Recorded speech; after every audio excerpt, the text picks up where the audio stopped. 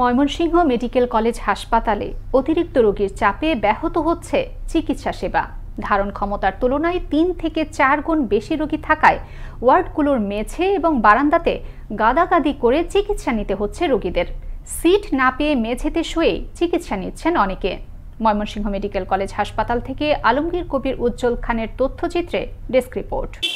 ময়মনসিংহ জেলাবাসীর চিকিৎসা সেবার জন্য ১০০০ বেড বিশিষ্ট ময়মনসিংহ মেডিকেল কলেজ হাসপাতালে চালু আছে ৮৬০টি বেড, যেখানে প্রতিদিন গড়ে ৪০০০ রোগী চিকিৎসা নিচ্ছেন। বেড সংখ্যা কম থাকলেও রোগীর সংখ্যা তুলনামূলক ৩ থেকে ৪ গুণ। ফলে রোগী ও ডাক্তারকে সেবা প্রদান ও সেবা গ্রহণে হিমশিম খেতে হয় প্রতিনিয়ত। এখানে বিভিন্ন জেলা থেকে, বিভিন্ন উপজেলা থেকে এখানে রোগী আছে।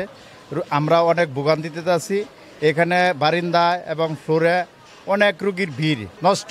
আমরা হয় সিট বাড়ানো চাই, নাহলে আরেকটা মেডিকেল হসপিটাল চাই। দূর দূরান্ত থেকে চিকিৎসা সেবা নিতে আসা রোগীদের পোহাতে হয় নানান ঝক্কি ঝামেলা। সিট সংখ্যা সীমিত থাকার জন্য নানকে বারান্দায় রাখতে হয়েছে আর কি। অবকাঠামোগত উন্নয়ন ও লোকবল নিয়োগের পাশাপাশি পৃথক আরেকটি জেলা সদর হাসপাতালে চালুর দাবি জানিয়েছেন ছাত্র সমন্বয়ক সহ ময়মনসিংহের সচেতন নাগরিক সমাজ।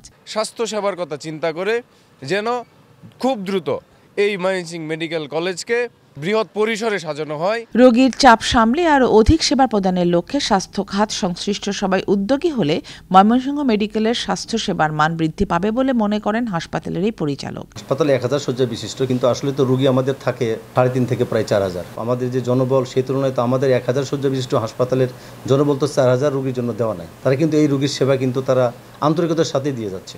ফারহান আহমেদ, আনন্দ টিভি, ন্যাশনাল ডেস্ক।